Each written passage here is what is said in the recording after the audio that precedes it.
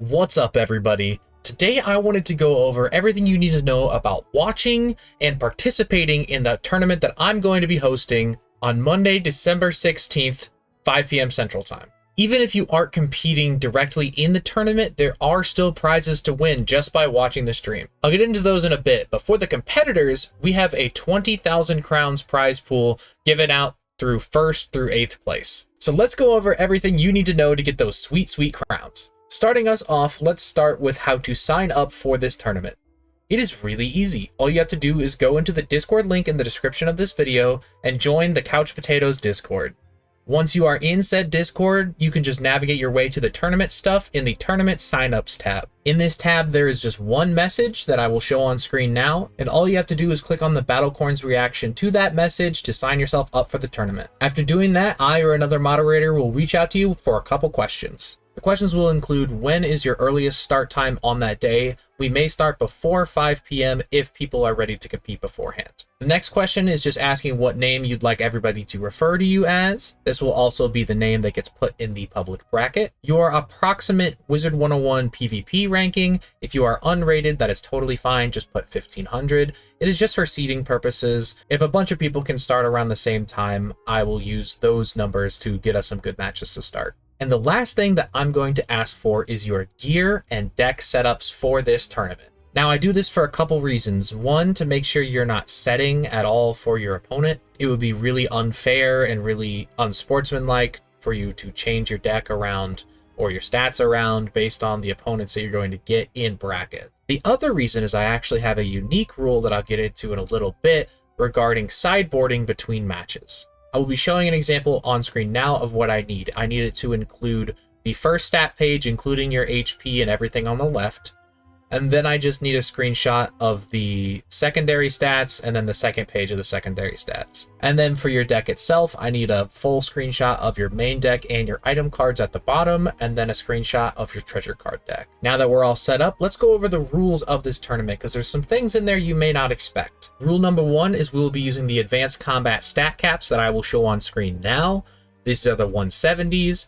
If you go over these stats, they will not actually contribute to your stats in the match. So pay attention to that kind of thing. These are also posted in the Discord themselves. You are only allowed to sign up for the tournament with one wizard. There will be no switching wizards. There will be no competing under multiple wizards. As I talked about before, everyone must submit a deck list and a gear list. And with that deck list, we have a couple interesting rules. In this single elimination bracket, every single match will be played in a best of 3. After each game in a set, the loser may sub out 4 cards of their choice from either their main deck or their side deck.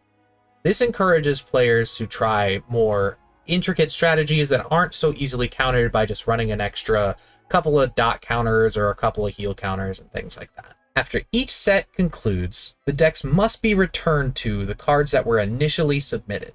Stalling strategies are strictly prohibited. You may run as many reshuffles as you'd like for deck building reasons, but you are only allowed to cast 1 reshuffle per game. If the game goes to timer, the victor will not be determined by who ran out of time and who didn't run out of time. The victor will be voted on by chat along with myself to decide whether or not the person that still had time was stalling or the person who ran out of time deliberately ran out of time because they were losing. Alongside voting for ties, chatters may guess who they think is going to win each round of the tournament. For the lucky chatter with the most correct guesses, you will win 5,000 crowns in gifted items from yours truly. So stay tuned in and educate yourselves on maybe some matchups, maybe get that nice competitive edge. Back to the rules themselves. In the event of a tie from a spell that would kill both players like Shrike or Immolate or Insane Bolt or anything like that, the caster of said spell will be the one who receives the loss. This rule kind of goes without saying, but please be nice to your fellow competitors and the event organizers. Everyone is trying to do their best to have some fun with this. This is a very new thing, so things might be a little bumpy. Any harassment, bullying, or overall over-the-top rude behavior will not be tolerated and will get you disqualified. Naturally, this is a competitive card game, so there is expected to be some light banter, but keep it about Wizard 101 and keep it in the game. Do not get weird, please. If King's Isle would look into your account for saying it, Maybe don't say it. More rules may be added, so to keep you all up to date, all participants are given the role of tournament spuds in the Discord, and they will be pinged whenever rules are changed or updated. Now, the moment you've all been waiting for, the prize pool for this event. All prizes will be in the form of gifted items simply because I want to make sure that there's no funny business with crowns codes, and it is just easier for me to just gift people things instead of gathering up a bunch of codes. For placing in top 8, 8th place through 5th place will receive 1 gifted pack or something of equal value from the crown shop. This is flexible, but obviously we know how much a pack costs. For placing in top 4, 4th place and 3rd place will both receive 1,000 crowns worth of gifted items from yours truly. For being the runner-up of the tournament, in 2nd place you will receive 5,000 crowns of gifted items.